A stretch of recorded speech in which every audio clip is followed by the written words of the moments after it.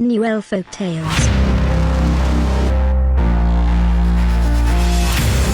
What would you do if your mother locked you inside the toilet on your wedding day to prevent you from marrying somebody because he or she is poor? Would you forgive your mother? What happened in the case of Abu and Sophia? Let's find out. Once upon a time in the city of Lagos, there lived a big and successful rice merchant. Her name was Juliana. Juliana was a fierce, selfish and ruthless businesswoman who cared about nothing but her own gains, even if it meant other people had to die. She had a beautiful daughter named Sophia, who was her everything, the center of her world. Juliana had a philosophy. If you mingle with poor people, you will become poor eventually. She hated poverty. Who doesn't? Her hatred for poverty made her despise the poor people around her and treated them like an infectious disease. And she constantly tried to drill her philosophy into her only child, Sophia. Juliana was not created this way. The years of suffering and torture she endured broke something inside her, her humanity, empathy, and love for mankind. Juliana's story started many years ago.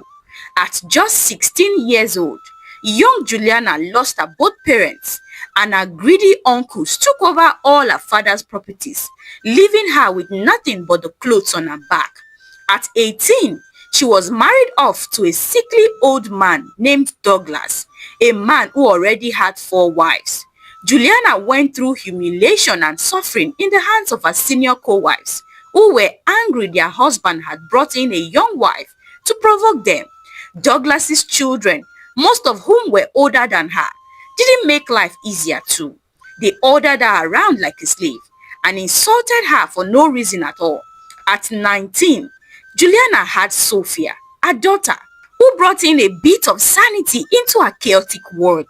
But a few months after Sophia was born, Douglas kicked the bucket, leaving his big polygamous family behind in even greater chaos. The wives and their children fought each other for inheritance for months, with Juliana and her little baby stuck in the middle of a family feud. Eventually, the first son inherited the house, and his mother, Douglas's first wife, asked her to throw Juliana and her baby out on the street.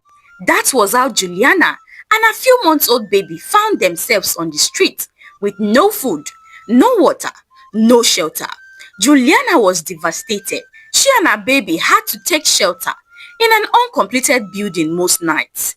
Every night, Juliana would cry and curse her ill fate. Then one day, something snapped inside Juliana. With determination in her heart, she vowed to never be poor or associate with the poor. She vowed that her daughter Sophia would never marry a poor man or even make friends with poor people. Years later, Juliana became rich and she held her philosophy tight. She gave Sophia the best of everything, from the best school to clothes to even the food she ate. But she controlled everything in Sophia's life, down to the kids she played with and the type of friends she kept. They must be from wealthy families. But Sophia was not like her mother. She was kind, soft-spoken, empathetic, and she didn't mind sharing with other kids regardless of their family status, a fact that made Juliana boil with rage. One day, Juliana got back from the market early and she met Sophia eating lunch from the same plate with Dumebi, the daughter of the maid. Juliana's eyes widened in rage. "What is going on here, Sophia?" she yelled. "What are you doing eating with the servants? Haven't I warned you to mingle with only the people of your status? And you, Dumebi, what are you doing sitting on my Italian diner? My friend, get your filthy body off my dining table." Juliana yelled in anger. "Mommy, stop. She's my friend. I invited her to eat with me." Sophia tried to defend Dumebi, and it made Juliana even angrier. "Sophia, before I descend on you, go into your room and wait for your punishment. And you, Dumebi, where is your useless mother? Agatha! Agatha!" Juliana called out to the house help, who was cleaning the kitchen. Agatha heard all the mean things Juliana said to her poor daughter, and tears welled up in her eyes. but she couldn't do anything or say anything as she and her daughter needed the job. Agatha wiped her tears and put on a fake smile and went to the living room to answer Juliana's calls. "Yes, madam, you called. Sorry, I was in the backyard doing something." "Agatha, how many times have I warned you not to let your dirty, stinking daughter enter my living room? This is your last strike. I don't want to see your daughter hanging out with my daughter ever again. Understood? You should know your place." Rubbish. That day, Juliana disciplined Sophia for eating with the maid's daughter. But the very next day, Sophia went looking for Dumebi in the maid's quarters. This continued until one day, Juliana sacked Agatha and threw her and her daughter out. When Sophia learnt what her mother had done, she was devastated. She couldn't understand why her mother hated poor people so much. Every Sunday after church service, Juliana never spoke to any member of the local church. She never let Sophia mingle with the children from church. Sophia could only stare at the children playing around with joy on their faces from the tinted glass windows of her mother's SUV as they drove out from the church compound and through the streets. Sophia lived in isolation as a child, so when she became an adult, she did everything possible to escape her mother's clutches. When Sophia entered the university, it was like freedom from captivity. Her mother wanted to send her abroad to study, but she begged and drafted 1,001 reasons in written format, typed and printed, why her mother should let her attend a Nigerian university. When Juliana finally agreed, Sophia was elated. Now she was free to explore and socialize with people, regardless of their family background. Sophia resumed classes like any other student, and soon the semester workload became more hectic and serious. Test here, assignment there, group assignment today. One day, a lecturer paired all the students in twos for a group project that was 30% of the total examination score. Sophia was paired with a boy named Abu. Abu was that type of boy that had invisible crown with stars on his head. If you see him, you will just know that he is destined for greatness. He was intelligent and handsome and smart, and Sophia couldn't help but admire him secretly anytime they got together for a group project. Abu did most of the project work, while Sophia just tagged along, enjoying the nice view in the person of Abu. Soon, they both became very close that even after their project ended, they still got together and studied. And before you know it, strange feelings started to sprout in both their hearts. They fell in love with each other and started dating. Sophia loved Abu deeply, but Abu had one deficiency in his life that would make her mother kick against the union. He was from a poor background. Abu was an orphan who had just his poor aunt. She knew it would be easier for a camel to pass through the eye of a needle than for her mother to accept Abu, but she couldn't let him go. Abu made her feel safe, loved, and he opened her eyes to so many things with his wisdom. She told herself that they weren't ready to get married yet. When they get to the bridge, they would cross it. Years later, Sophia and Abu graduated from the university, with Abu graduating as the best graduating student in the entire school. Shortly afterwards, he got a job as a junior manager at a construction company. His salary was not so much, but it was enough for him to start a family. So one evening, Abu invited Sophia to a weekend dinner and he proposed. Though Sophia was scared her mother might not accept Abu, she accepted him anyways. One evening, Sophia summoned all the courage in her and borrowed some from her ancestors. She walked up to her mother and announced her engagement to Abu. Her mother jumped in excitement at the news. "My daughter, who is he? Which family is he from? Do I know him? Which country did he get his first degree? Does he have a mother? Is she classier than me? Come on, Sophia, give me all the juicy gist," Juliana said, frowning over the engagement ring. "Mommy, you don't know him. His name is Abu. He's a junior manager at AB Construction Company. And no, he doesn't have parents. And he's not from a rich home. But I love this man deeply with all my heart. and I want to spend the rest of my life with him. Juliana's excitement turned into terror in a second. It was as if cold water was heaped on her. She couldn't believe her ears. What, Sophia? He's a common manager, junior manager at that, and you want to settle for him? After all I've taught you all these years? My goodness, I should have sent you abroad to study. You will never marry that boy. End of story. Juliana said as she stormed out in anger. For the next couple of months, it was a fierce battle between Sophia and her mother. Juliana refused to accept Abu, and she even went as far as getting a suitable match for Sophia. But Sophia put her foot down and threatened that if her mother didn't let her marry Abu, then she would never marry another, and she would disappear for good. After much arguing and bickering between the two, Juliana accepted for Sophia to marry Abu, if only they knew the plans she had up her sleeves. The wedding day arrived with excitement in the air. Everything was ready. The venue was booked, the wedding cake ready. The perfect wedding dress was sitting pretty in the closet. All that was left was for Sophia to walk down the aisle with her lover to say yes I do to forever. That day, Sophia was glammed up by the best professional makeup artist and hairstylist her mother had personally paid for. She slipped into her wedding dress with excitement and nervousness. At that moment, Juliana walked into the room dressed beautifully in her mother of the bride attire with a bright smile on her face. Juliana told everybody to leave the room so she could have a mother and daughter moment with the bride before she walked down the aisle.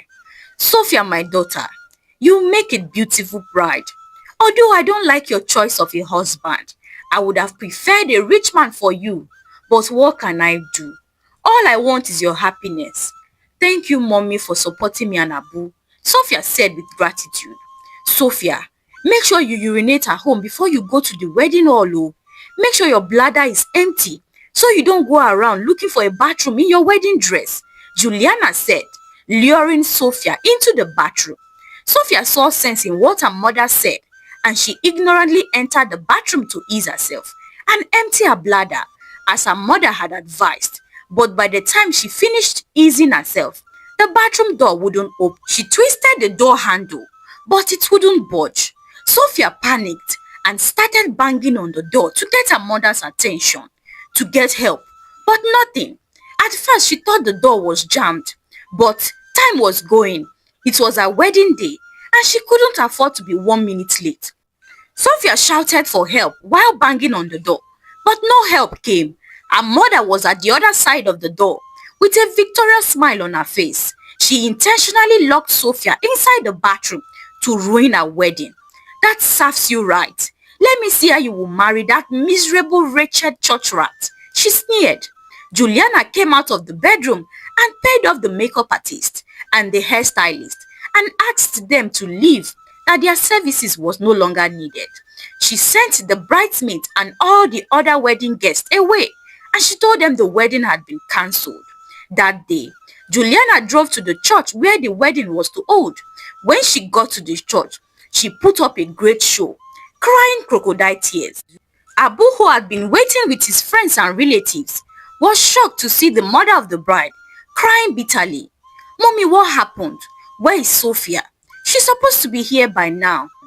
Abu, I can't find my daughter. I was getting ready in my bedroom. When I came out to check on her, I was told she was gone, and she left this letter for you, Juliana said as she handed Abu a written note. Abu staggered back when he read the note. Sophia said she made a mistake when she agreed to marry him in the first place. She said she couldn't live with a man that had nothing to offer her. She said her eyes have been opened to the truth. Don't look for me. I'm leaving the country to be with a man that is worthy of me, the note said. Abu couldn't believe his eyes, but they spoke this morning, and she said she couldn't wait to be his wife. So what went wrong? Abu stared at the written note again, and it was Sophia's handwriting. Abu ran out of the church in tears. He roamed aimlessly. The pain of being jilted at the altar was too much for him to bear. That was how the wedding guests left one by one, and the officiating pastor had no choice but to cancel the wedding, since the bride had eloped, abandoning the groom at the altar. Juliana went back home with a satisfied grin on her face. She had gotten rid of Abu for good. Over her dead body, we should allow her daughter to marry a poor man. When she got home, she poured herself a glass of champagne and positioned herself on the couch without a care in the world. And Sophia was still in the bathroom, screaming, crying and banging the door, scratching at the door to get out. She had lost track of time. Abu would be so worried by now. But guess what? Her mother didn't open the door till the next morning, when the wedding was totally ruined. The next morning, Sophia staggered out of the bathroom, defeated and dejected. She stared at her mother in pains. "Mommy, you have ruined my life, my chance at happiness. Since you ruined this wedding, I'm going to stay with you in this house and we will grow old together. Forget about me getting married ever again." That day, Sophia ran out of the house still wearing her wedding gown and ruined makeup. She went to Abu's house to explain things to him, but she couldn't find him. She went to his aunt's house, but couldn't find anybody either. Sophia returned home after roaming the entire city, looking for her groom, exhausted and devastated. A few months after the ruined wedding, something very terrible happened. Juliana received a distress call from one of her workers. Her major warehouse, where she keeps bulk of the bags of rice she sells, was engulfed in flame, and not even a grain of rice could be salvaged. Juliana was shocked to her bones, and her heart gave out, and she collapsed on the floor. She was rushed to the hospital shortly afterwards, but the doctor had bad news. Juliana suffered from severe heart attack that had led to stroke. The doctor told Sophia that an emergency surgery needs to be done to save her life. After the surgery was done on Juliana, the doctor announced that there were some complications, so another surgery needs to be carried out immediately. A total of 5 surgeries were carried out on Juliana to stabilize her, but Juliana might not be able to lead a normal life after that. She might not be able to walk again. Years passed, and truly, Juliana became a vegetable bound to a wheelchair. The regular hospital visits and the surgeries drained their finances. Juliana's business couldn't recover from the fire incident that engulfed her warehouse years ago, so they had to sell off most of their assets, including the mansion, to pay medical bills and feed. That was how Madame Juliana, the big rice merchant, became a shadow of herself.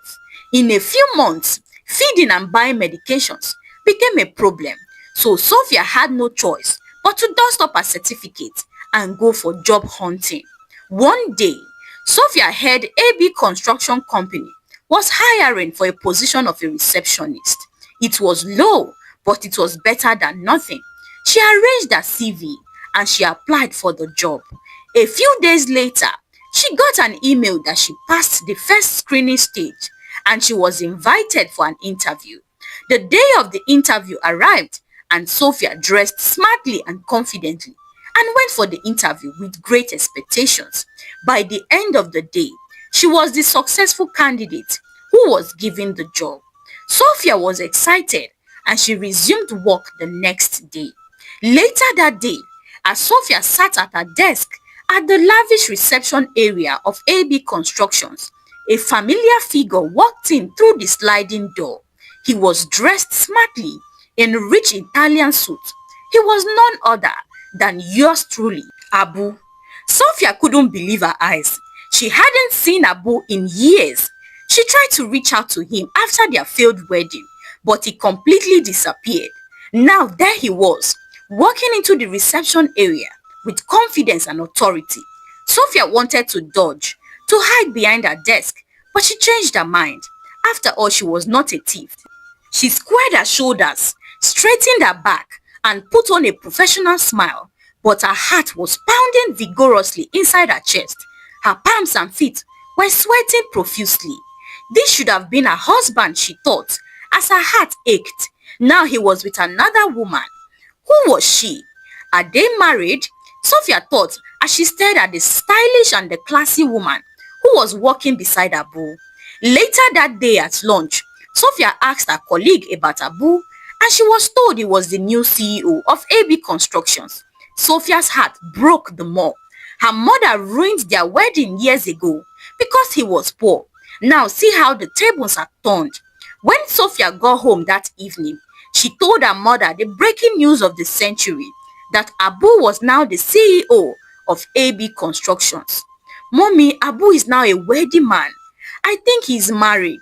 I saw him with a beautiful woman today at the office, Sophia said as she cried bitterly. My child, I have learnt my lesson. I am now a changed person. Life has taught me to be humble. I can't undo all I did, but please forgive me, Juliana said as she too couldn't control her tears from falling.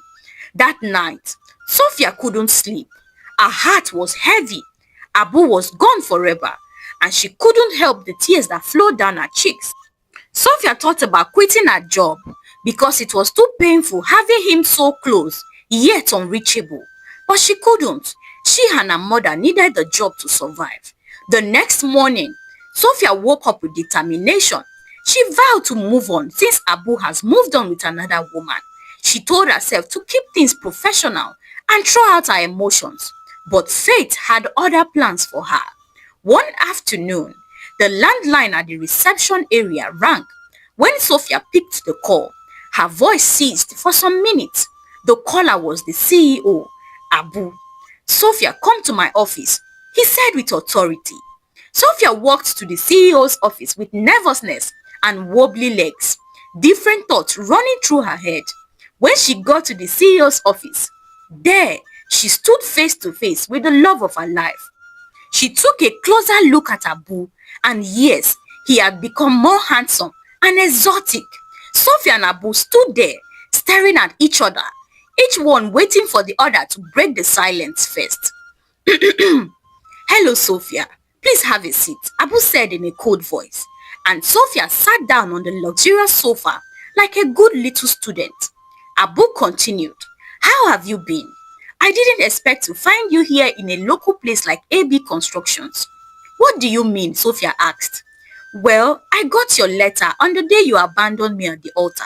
You said you were leaving the country to be with a wealthier man, Abu said as his voice broke from the years of pent-up pain. I never wrote any letter, and I never left you at the altar. My mother locked me up in the toilet for the whole day, and I searched everywhere for you after that and couldn't find you, Sophia said as tears streamed down her face. Liar! Why would I lie, Abu? You can ask the bridesmaid or even my mother. They will tell you what happened. But your mother said you disappeared. Abu, I mean sir, I never disappeared. I was lured into the bathroom and locked inside the whole day. My mother never really approved of us. I just never thought she would go that far to ruin everything, Sophia said. Well, I hope you are married to the man she approves of now, Abu asked. I refuse to marry another man. I never stopped loving you. But I can see that you have moved on. You are probably married now with kids, right? Sophia asked. Abu chuckled softly and said, Sophia, I'm not married. In fact, I'm single. I even need a wife as we speak. Abu told Sophia that he got a scholarship to do his masters abroad after the failed wedding. That when he finished his program, that was when he joined AB Construction Companies again, and he saved up money and bought AB Constructions when they were about to go bankrupt, and he reformed the company and turned it into a thriving business. Sophia too told Abu all what happened to her, her mother's business and health, and all they had been through. That was how the two lovebirds reconnected and started talking again. In a few weeks, they started dating again. Abu proposed marriage to Sophia for the second time, and she accepted. This time, there were no hindrances. Juliana apologized to Abu for causing him and Sophia pains years ago, and she gave them her blessing this time around. A few weeks later, Abu and Sophia got married. The couple found their way back to each other, and Juliana had her wish come true. Her daughter married a rich man at a great cost. Hi lovelies, what do you think of the story? What morals have you learned from the story? Let me know in the comment section below. Please give this video a thumbs up. Subscribe to our channel if you haven't done so. turn on the bell icon, and let us know where you are watching this video from in the comment section below. Until I bring another juicy and interesting story your way again, bye for now.